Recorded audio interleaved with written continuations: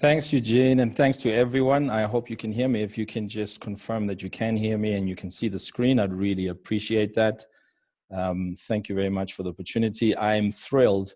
And Henry, I just want to make sure this session is being recorded because I need to show my mother something so I can brag to her and tell her, at least today, I was speaking to people all around the world, which is something she loves to hear from her firstborn son. So I appreciate that from everyone. Thank you very much. I'm just going to jump in, and I just have to warn you that, I'm really planning to impress you. So there's quite a lot to say. I'm really going to be, shooting out of a fire hose here. So there's quite a lot that I'm going to be covering and sharing with you. And I hope that you're going to pay attention and put your phones and reduce any distractions.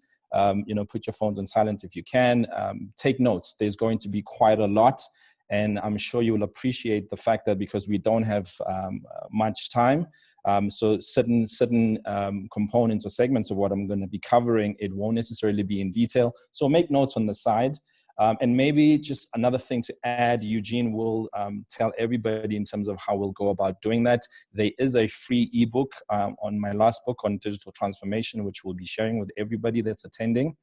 And yeah, without further ado, thanks again for the opportunity. And just, fun fact before I jump in case you're wondering where in South Africa I'm based, I'm literally just under 50 kilometers away from where Elon Musk went to school. I know a lot of you know who he is, and we're really proud of him, for having come from South Africa at least. So without further ado, what Alvin Toffler was quoted as saying, at least this quote that you're seeing now on your screen was credited to him, the late Alvin Toffler. He said that the illiterate of the 21st century will not be those who cannot read and write, but those who cannot learn and unlearn. And I think the key word is really unlearn and then relearn. And I think, where we are today, this quote really frames what we need to be doing, which is really relearning and unlearning, the old habits and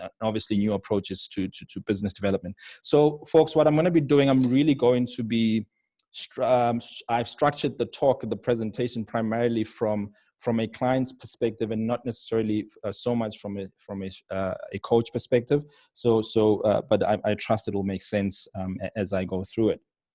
And the reason that it's not really difficult for us to see the importance of unlearning, even before COVID-19, I mean, as early as last year and maybe prior to that, we could already see just the scale at which businesses were failing, right? I mean, you look at what was happening on the S&P 500 index.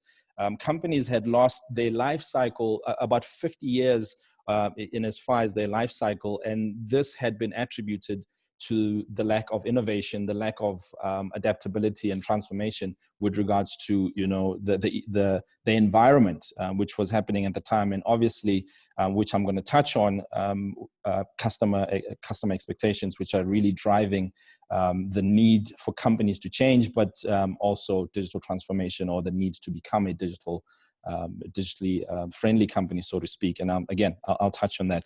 Now, why is this the case? And again, the stats that you are seeing on the screen are really from the previous year and before that. And we can only imagine, what the real state is like today.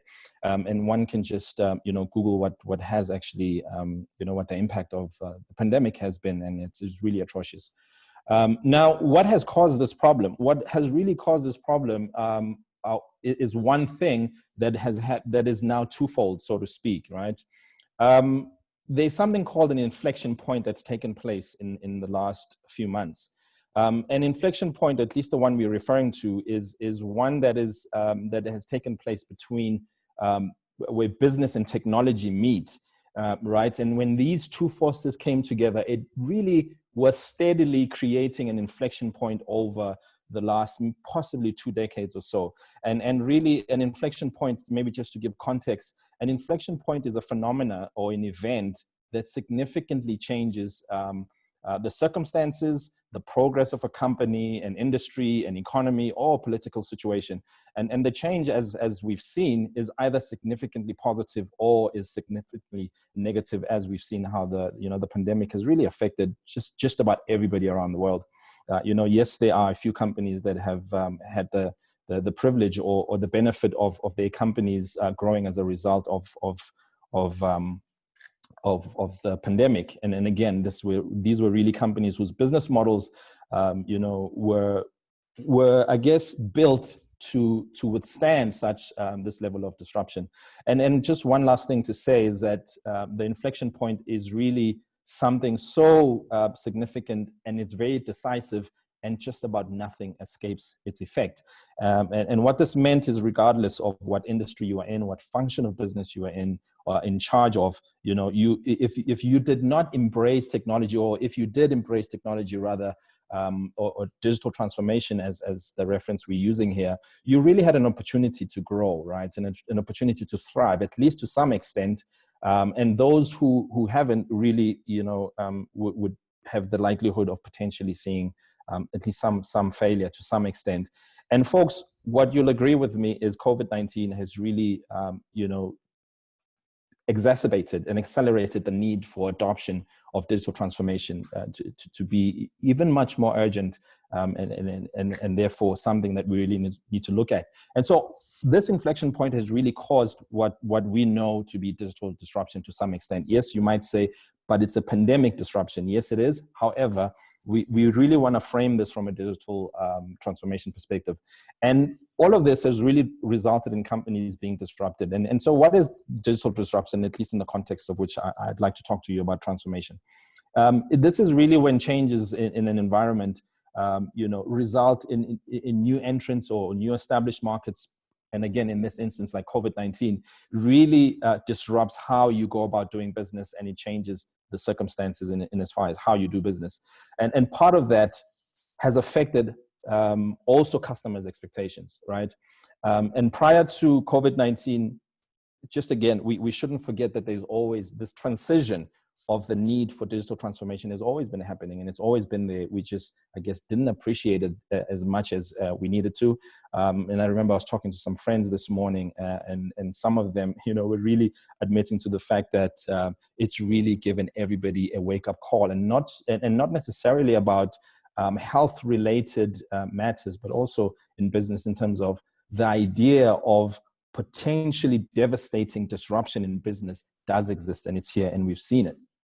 So, however, the point I was trying to make is there's always been changes in the market in as far as instant gratification is concerned, around customer preferences, on-demand delivery, the subscription economy, product and service personalization. I mean, we've seen this. And what I always say to business people is, we really, as customers, we have these expectations when we look at the businesses that we buy from. However, it's always difficult when we need to switch the roles and actually see if we are catering for our customers' instant gratification requirements, on-demand delivery, product and service personalization. And I think that's critical. And it's very important that, one is truthful about, are they actually catering for these changes in customer preferences. And with that said, it's really those who take advantage of using digital transformation to enable their customers' desired results, in as far as reducing certain steps in their process, improving the quality of the process, how these products and services are delivered, and obviously helping those B2B clients, where it applies obviously to create better revenue growth and opportunities.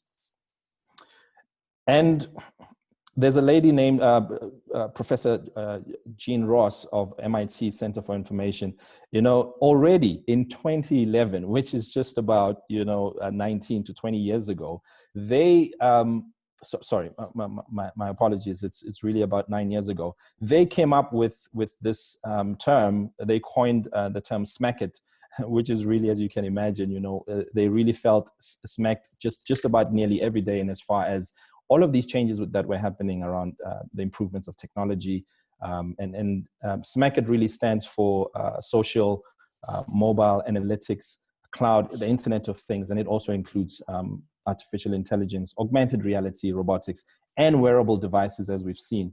Folks, you know, things are moving fast and changing faster than ever before. You know, one of my favorite quotes is that things are moving the fastest they've ever moved today. However, they're equally moving at the slowest pace that they have, because we know tomorrow things will be moving much faster than they are. And so it's really important for us to find ways to take advantage of the situation and really make sure that next time around we are in a much better position. And so how do we do that? Really, the best way is to have an offense in order to defend our businesses and our homes, really, and our lifestyles. And one of the best ways to do that, as it has been demonstrated, which is something I'm appreciating now, is I don't have to sell the concept of digital transformation as much as we needed to before.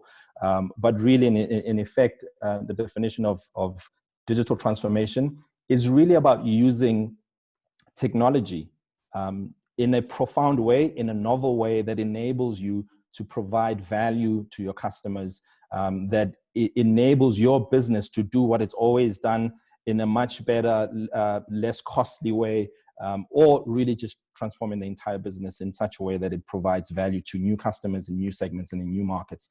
In a nutshell, that's really what digital transformation is about. It's about using technology in a novel and profound way. So with that said, some of the results that some companies had seen, again, this is prior to COVID-19 as we know it, and I know these numbers have either stayed the same in certain industries, but in some, it'll be equal to some extent. So about 41% of companies have seen increase in shared markets, and these are companies that have taken full advantage of digital transformation, or at least have taken full advantage or more advantage of it than standard companies or other companies have. You know, they've increased customer revenue and also employee morale, because here's another thing that we don't appreciate. You know, with digital transformation, or as digital technology improves, as users, right, as employees, we do adapt and start using this technology. However, companies tend to not provide for this change in technology, which results in employees, working morale reducing to some extent, because they're not necessarily being equipped in a way that they know either their colleagues are, or that they would prefer to be equipped. Now, so what can we really do about digital transformation? And I think some of the things that a lot of people don't maybe realize is that digital transformation is much less about technology than it is about strategic thinking and about leadership. Digital transformation is about developing a competitive edge. It's about ensuring that you use technology to have happy and engaged employees, to develop new products, as I mentioned earlier, and to enable you to find new customers, to cater to new consumption models, to increase the capacity and efficiency. But more than that, it's really about enabling the company to have corporate agility, meaning be able to rapidly change when it's required, be able to adapt and react to competition and other industry changing competition. And sometimes, in order to do this, you need to be able to rebuild the entire business from scratch, and which is also a massive opportunity to some extent. And that's if leaders are in a position to take full advantage of that opportunity. So how can leaders go about doing this? How can leaders really go about transforming their businesses, at least from a digital perspective? You know, I know what I appreciate about Alliance community is that I know I'm preaching to the choir. And one of the things that I truly love about this community is the understanding and appreciation of purpose, and its power really in helping to transform businesses. Now, as you've seen in the past, purpose has really played a massive role in driving businesses forward, in helping businesses to shape or to come up with a new vision. And so in this instance, it's equally important. Next, what you want to do is you want to engage key staff, key partners, and really your key, call it suppliers, in order to get buy-in. This is prior to you really starting much else. You want to start with conversations. You want to engage people to make them feel like they're part of this change that's taking place in your business. And thirdly, what you want to do, it's really at the stage where you want to start looking at innovating a compelling value proposition. And in some instances, you'll actually need to also innovate your business model as well, which I will take you through over the next couple of slides. And step number 4, what you want to do is then formulate your digital transformation strategy, i.e., how are you then going to go about enabling your business to deliver or to deliver and cater for this new value proposition, and therefore how the business model can enable this value proposition to be extended in an effective and efficient and profitable way to the market.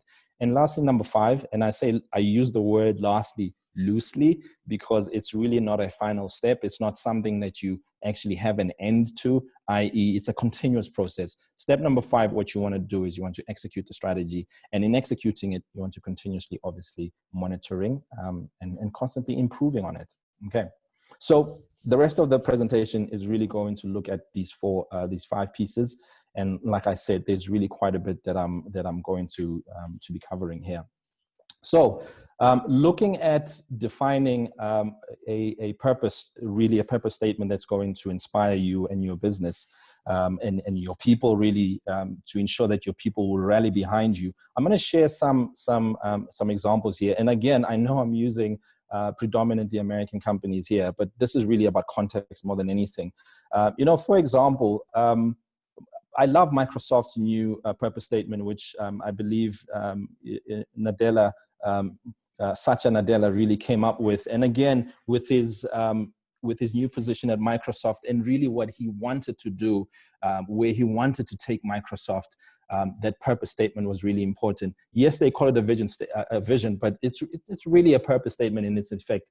And the wording of the purpose statement are to empower every person and every organization on the planet to achieve more, right? And really, the company wants to strive to create local opportunities and growth and impact in every community around the world. And this is an example of how powerful a purpose statement can help to drive a business going forward. More than that, to really rally the people in the organization in order to move forward. And next one is Google. We know Google's purpose statement, which is really to organize the world's information and make it accessible to everyone around the world. This is really something that is noble, something that I think anybody would jump out of bed for every morning, knowing that's what they're going to work to do, which is to enable people, regardless of race, regardless of creed, to help them to really have access to information, just like the rest of the first world, really. Tesla, obviously, I'm paying homage to Elon Musk here. I love their purpose statement, and their purpose statement is they want to accelerate the transition to sustainable transportation. I mean, what beautiful wording, right? And again, how you go about putting this together is important because you want it to truly inspire your people and to just constantly make you feel very positive about what the business does beyond just providing products and services. And lastly, one of my ultimate favorite purpose statements is by Nike. Nike's purpose statement is to bring inspiration and innovation to every athlete in the world. And they say for as long as you have a body, you are an athlete. So no excuses. Now, I don't know about you, right? But every time I put on a pair of Nikes, I feel like I can definitely jump much higher than usual, right? And so your purpose statement will tend to, in almost all cases, if it's authentic, if it's real, it will filter down really to what the business does and therefore inspire the people in the business. One of my favorite authors is Jim Collins. He says a core purpose statement is an organization's fundamental reason for being. And really what we're doing here, it's taking this fundamental for being or utilizing a new one. If you have an existing one, you may want to revise it, obviously, if there's a requirement to do so. But if it's always served you well, utilize it as well to help drive your digital transformation efforts. And secondly, so this is step number 2. Step number 2 is you want to engage your key staff members and your partners. Again, this is prior to really starting in inverted commas, starting the process of digital transformation. You want to engage important people because you don't want people to feel left out, right? One of the biggest challenges facing companies when it comes to digital transformation is that change is hard and You know, it's been said before that more than 70% of change initiatives fail. And nearly everyone or every company has some history of changed efforts. You know, you're lucky if you haven't. And I'd really suggest that that you appreciate this, because I believe, you know, I've worked with so many companies, so many businesses, and so many business leaders, and I think this is one of the biggest causes of failure when businesses are trying to make the change effort, is they ignore the importance of change and how we as human beings will always treat change.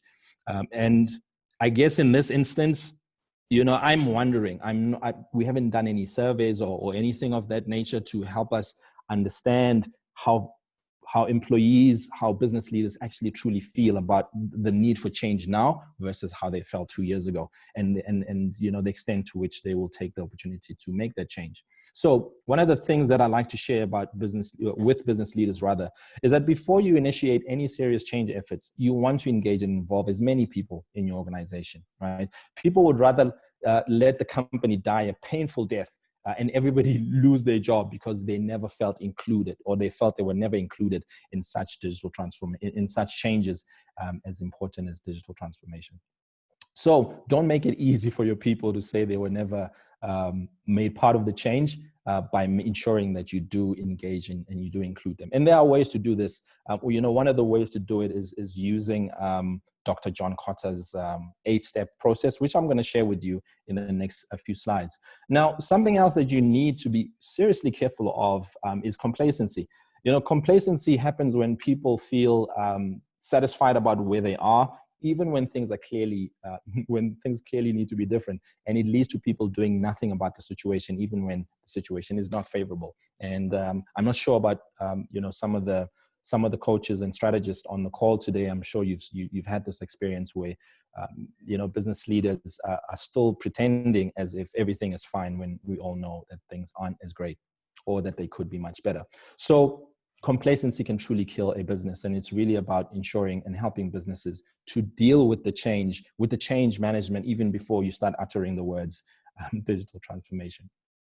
So what you're seeing on the screen now is Dr. John Kotter's 8-step process for leading that change, and I highly suggest that you look into having a way to deal with change. You can use Dr. John Kotter's 8 steps or other ways that are effective, but we felt that not only is this easy to implement, it's also easy, you know, for business leaders and for our clients to truly understand and take on ownership of driving change in their organizations using this particular methodology. So what I'm going to do, I'm going to share with you the first 3 steps, and please don't get confused with my steps for digital transformation versus theirs. So what we're looking at now is how do you go about engaging key staff members in the company and the leaders within the business and key suppliers. So one of the ways to do that, first and foremost, you need to establish a sense of urgency. And what's helping now is just about everybody understands the need to have a sense of urgency around the need to change and to adapt and have digital transformation efforts really being accelerated within companies. And Dr. John Kotter wrote a book called A Sense of Urgency, which was one of the first books, obviously, that I bought when I found out that he has a series of books. And I'm a big fan. I have all of his books, and I believe there's about 5 right now. I've enjoyed them very much. You know, he's got one of the best writing styles that I've ever come across, to be honest with you. Step number 2, within engaging your key staff people that are going to help you to drive that change. And again, look, let me just pause for a second and say, you may be asking yourself, when are we going to talk technology? Just remember what I said earlier. This is really more about the leadership aspect of helping a business. You know, digital transformation is about that. It's about change more than it is about technology. It's about strategy. It's about leadership more than it is about what apps you're going to use and so forth. So this is really what it's all about. And I hope that you're appreciating, the approach that we are taking here. And I'd obviously appreciate comments and at the end when we do have our Q&A session. And so what you want to do as step 2 of your change efforts, driving the change effort, is you want to create a guiding coalition. Now, a guiding coalition is a group of people who are powerful enough within the organization. And power, I don't mean by position or role in the business. It's really about influence. It's about expertise. It's about all of those things, i.e. are the people within the group, your guiding coalition, able to help drive the change forward, especially when the change is high stake. That's very important. And obviously, the larger the change, the more important it is for this guiding coalition to be made up of the right people, and not just of the CEO, so to speak. And also, what's really important about this group of people, this guiding coalition, they need to obviously have shared objectives. There needs to be trust, not only between amongst the group themselves, but how the entire organization perceives this particular group. Do they trust them? They need to be trusted, obviously, in order to improve the likelihood of the organization rallying behind this the change. In this instance, the change being digital transformation. And they need to obviously have power. And by power, we mean ideally, it should include people from the board, line managers, and highly credible frontline workers, so that those not on the team will not block the change initiatives that this group is trying to drive. And obviously, they need to have expertise and credibility for obvious reasons, i.e. they must have enough people with strong reputations so that the rest of the organization will take them seriously. And again, I believe this is my last step. This is the last step under the change effort. It is at this stage, folks, when you've rallied behind your people, that you define the vision. Earlier, we spoke about purpose. Now what you want to do is speak about that strategic vision that you want to achieve. And this is where you get a little bit more tactical.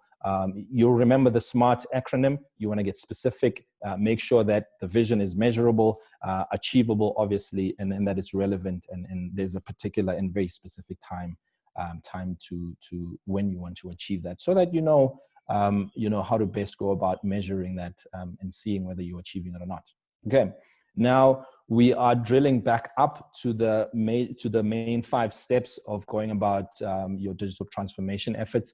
Step 3, this is where you want to innovate a compelling value proposition and forward-looking business model. Folks, what I'm going to be sharing with you over the next few slides, I think they may be a little bit more technical than everything else that I've shared so far. So if you can just pay a little bit more attention and start taking notes, I think it'll serve you quite a bit. So what you are seeing on the screen is Alexander Osterwilder's and Eve Pignew of Strategizer. They came up with this business model canvas some many years ago. And I know, again, I do appreciate that I'm preaching to the choir. And I know you've probably come across this before. This is a tool, as simple as it is, has been amazing in as far as some companies have, how some companies have used it in order to innovate, not only their value proposition, but obviously the entire business model. And I would, it would be a pleasure for me to at some point, and this is me selling myself to you and to Eugene and everybody else at the line, that should you want a session just on business model and value proposition design, it would be my pleasure to share that with you. And obviously I am available for those who'd like to take this offline.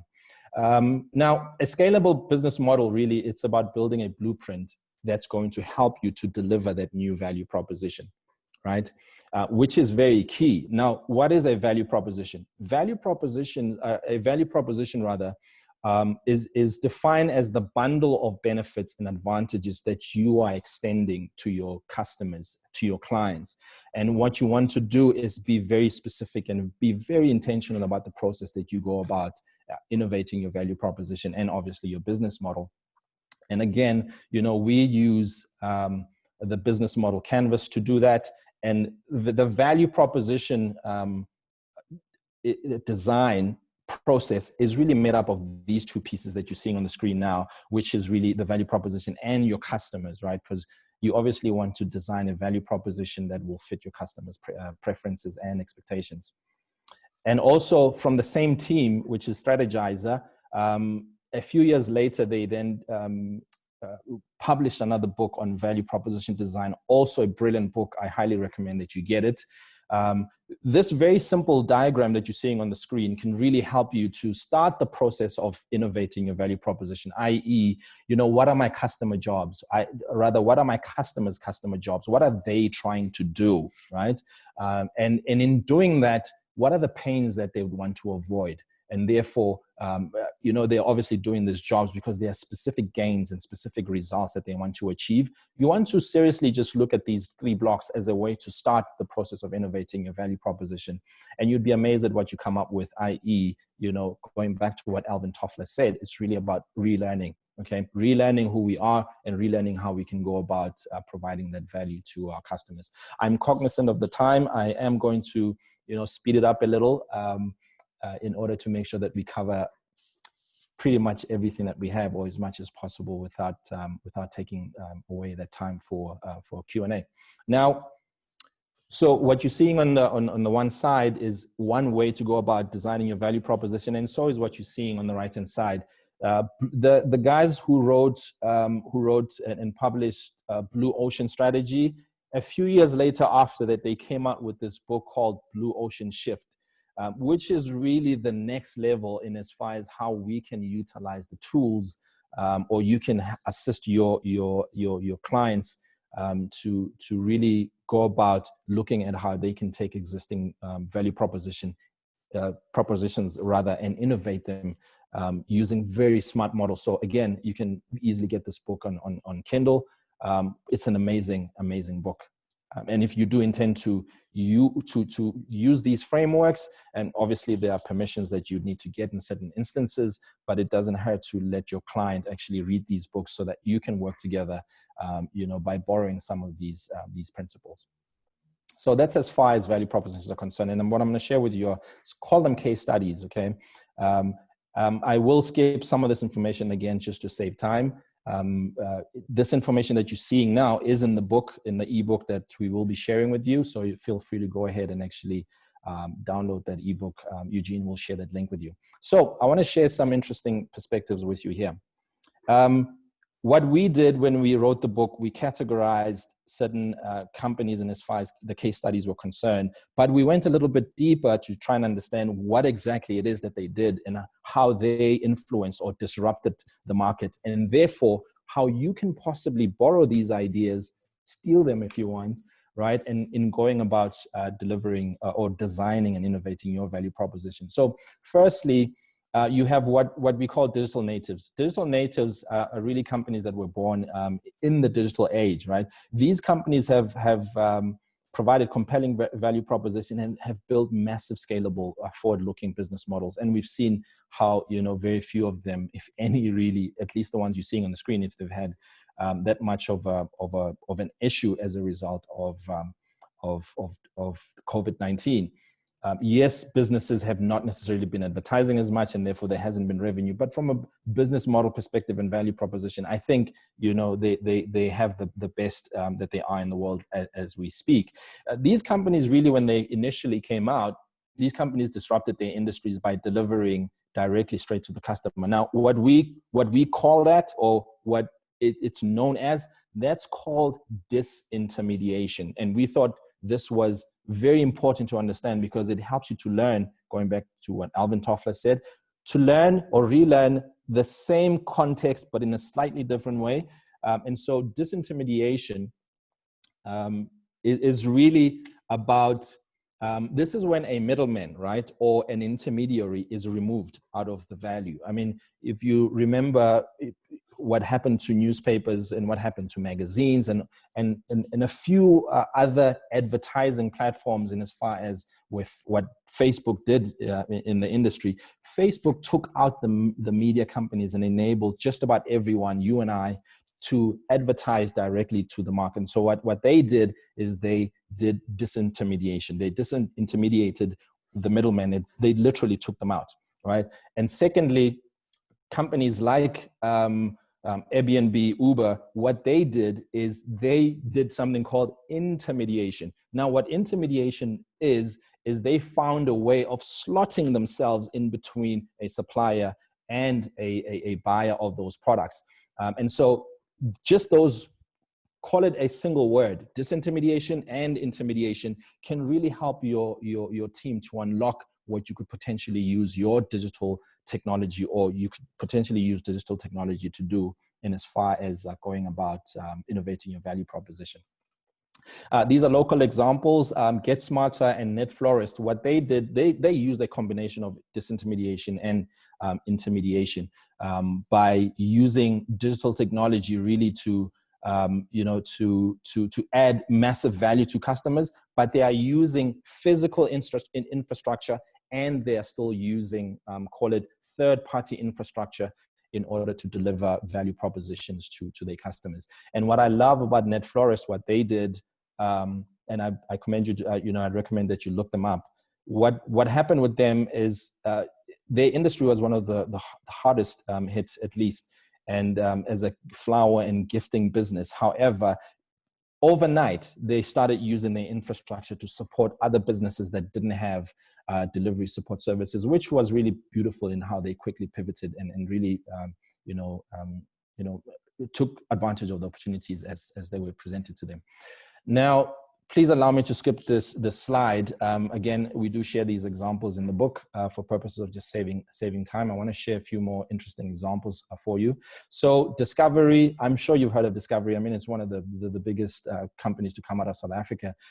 When COVID-19 hit, both Discovery and Vodacom, one of our biggest telecom networks, they came together to ensure that they would be in a position where they can provide simple, powerful online healthcare platforms, for the benefit of just about everybody in the country. So again, this was digital transformation. Yes, these companies were, to some extent, were tech companies to some extent. And so it was a little bit easier for them to make that transition. But this is what it's about. It's about us ensuring that we do prepare ourselves, next time around. And also I have a friend of mine who works for Primera. There were some interesting things that they did, utilizing the Uber model in as far as rating doctors.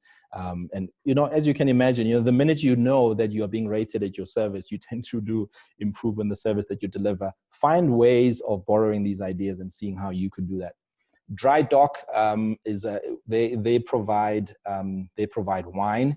And obviously, because I'm not sure about in the US, but in South Africa right now, as we speak, the country is in arms because there are restrictions around alcohol and smoking. They are completely banned right now, and so it hasn't really been a great quality time for companies in those industries. But one of the things that Dry Dock did is they started providing, innovative ways of doing virtual wine tasting events. This was prior to the final restrictions that we started facing again about 2 weeks ago. So the point is there are ways and examples that you can use, old examples and new examples that you can use to inspire you around innovating a compelling value proposition. And more importantly, or equally important, that business model. Next, what you want to do, you want to design and formulate the strategy, okay? Can you see how far down the line the idea of a digital transformation strategy is? Because there's so much else that one needs to do, or our business leaders need to do in order to drive and make that digital transformation efforts to really happen. There's so much to do prior to really working on that strategy. And so the strategy itself is really about ensuring it's going to give you a detailed plan. It's going to give you clarity. It's going to ensure that there's positive stimulus in the organization, and as far as ensuring that everybody is excited about what they need to do, the roles that they need to play in helping to drive the business forward, and as far as digital transformation is concerned. And it's very important, obviously, it's about having a clear plan of action. And we know that Align today is really one of the best applications in the world that can help you with that, and so the rest of the community. So I really urge you, if you haven't checked out Align before, do reach out to people like Eugene, and they can definitely help you with that. And lastly, step number 5, folks, this is where you really execute your strategy. And there are different ways to go about this. And this is possibly the most difficult, but not only the most difficult step, but also the one that's going to take the longest, okay? And by longest, we mean it's going to literally take us, the rest of the life cycle of the business, so to speak. Again, I'm just reminding you that change is hard.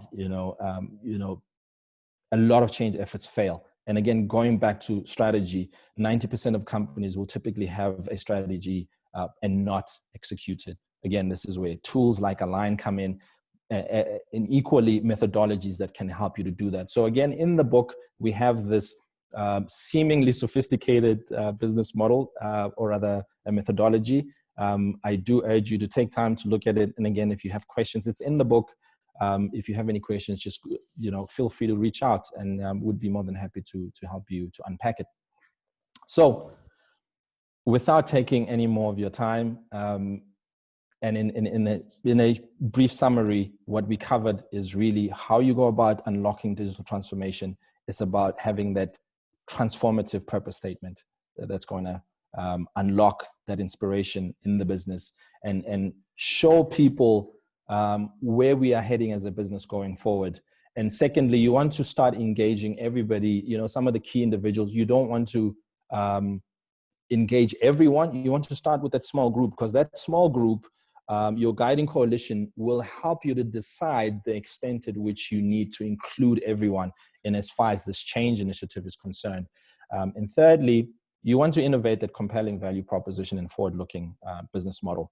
There's also quite a bit to do there, but it's very exciting stuff. I've been through quite a few of these, and I enjoy it just about all the time. And clients do the same. If they are lackluster in their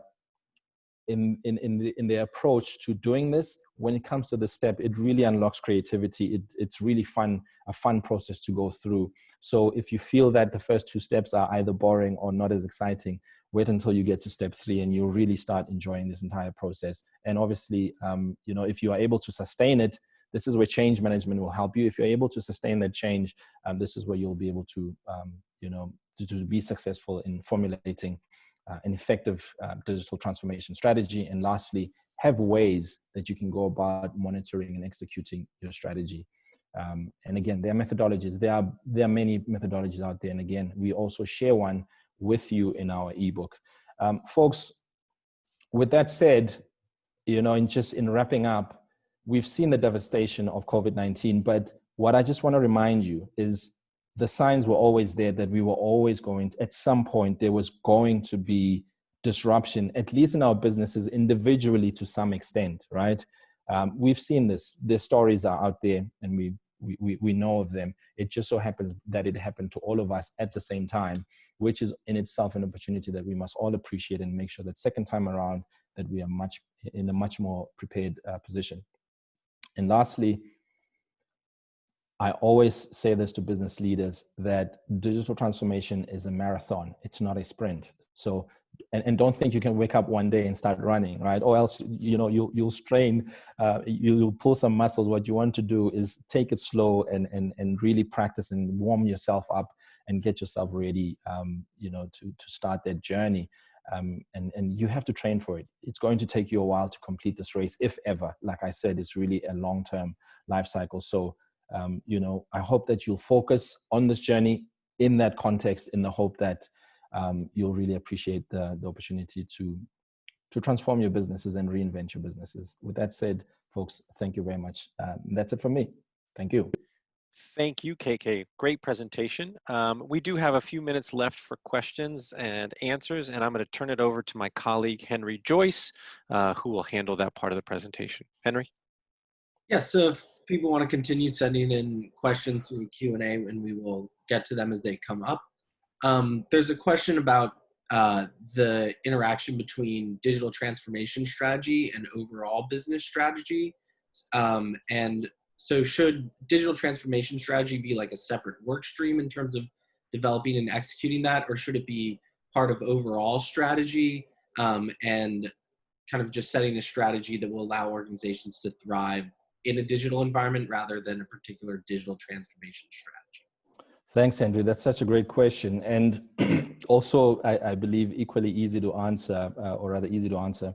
In the same way that we've been talking about digital marketing for the last decade or so, what's happening is we are slowly taking the word digital out, because now it's all marketing, right? It just so happens we use digital technology to market. And so in the same way, I would take the phrase digital transformation out, because in the context and where we are today, if you are going to ignore integrating digital technology into your strategy, you're looking for trouble, unless if obviously you are in regions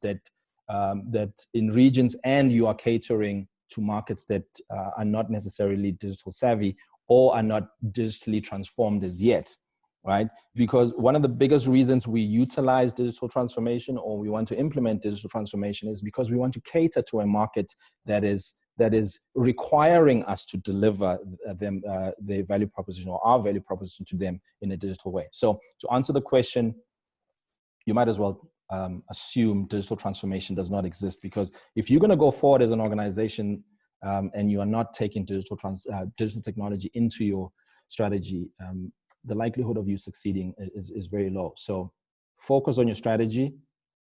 Digital technology in itself will be part of that process.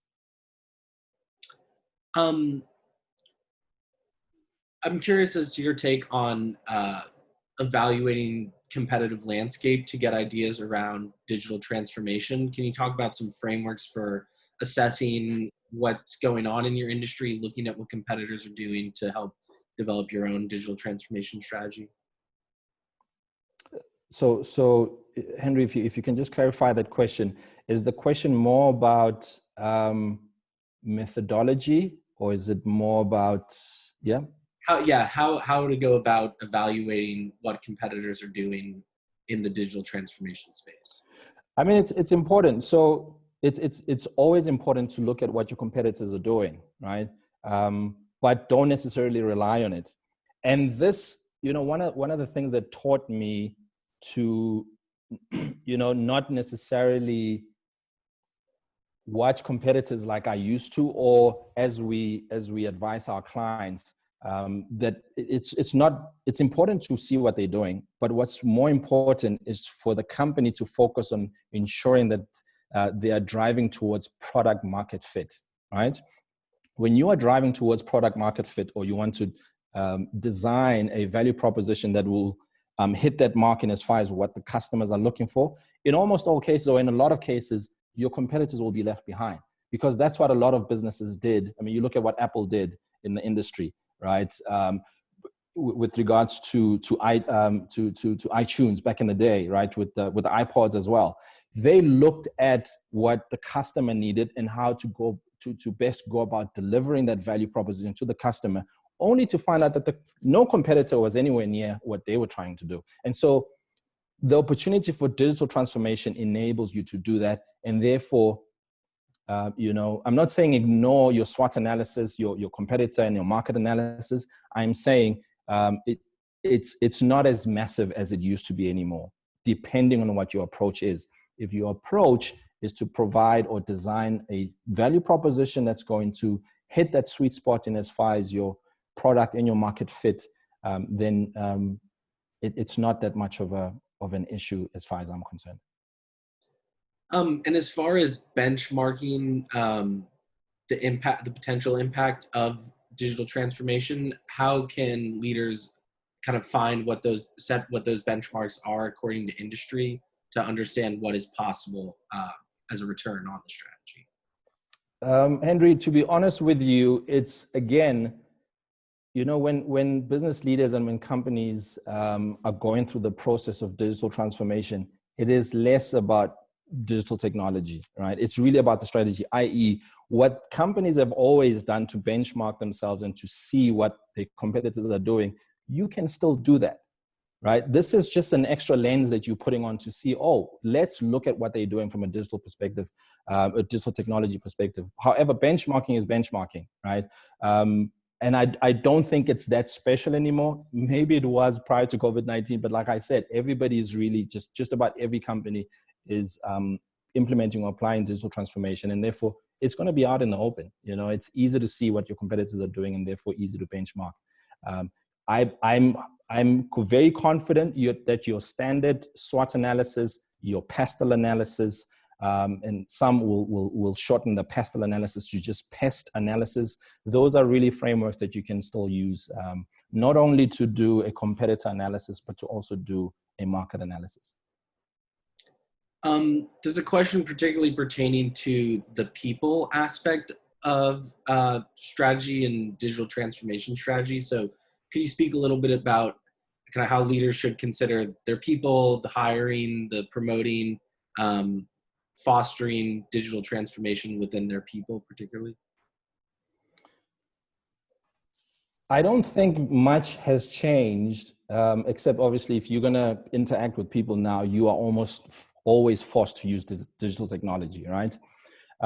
There's a couple of authors who've written books recently, but what I want to touch on is, and this is something Eugene and I spoke about briefly last time, is that, you know, our consciousness is now much more woke than it was a few years ago.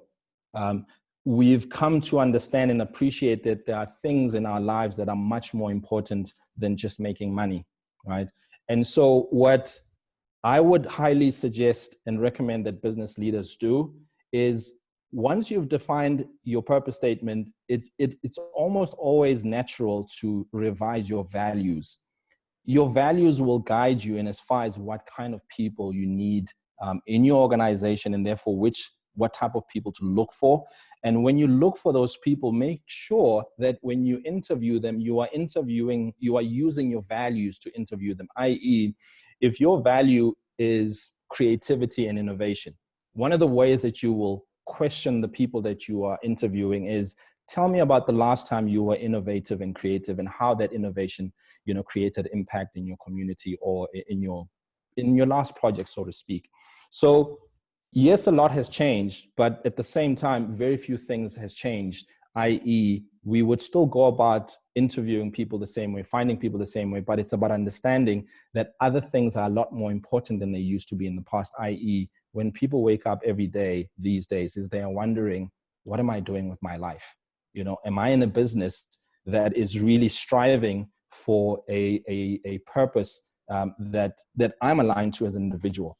Are the values in that organization aligning with who I am as an individual, right? Because we know that really the pandemic and this inflection point that's taken place now has really changed how people think about who they are and what they do. And you want to take that into consideration when you look for people, and make sure that you know, you present your employer brand in a way that it sells itself to the best people that you want to secure out in the market.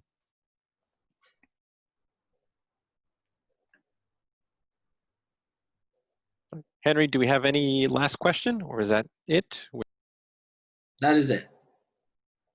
Fantastic. Thank you so much. I certainly want to thank everyone for attending today's Coach webinar.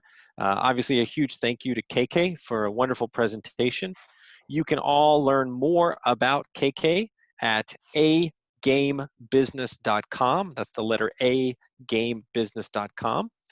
We will also send each of you a link to the ebook that KK referenced throughout the presentation. Obviously, we at Align, as KK mentioned, are huge proponents of digital transformation and setting strategies that will drive the growth of your business. If you ever have any questions about how the Align software can help you do that, please don't hesitate to contact us at support@aligntoday.com or to visit our website at www.aligntoday.com. Thank you again so much. We hope that you will join us for our next Coach webinar. Till then, we hope that you have a great day, and please stay safe, everybody. Thank you, KK. Cheers, everyone. Thank you very much.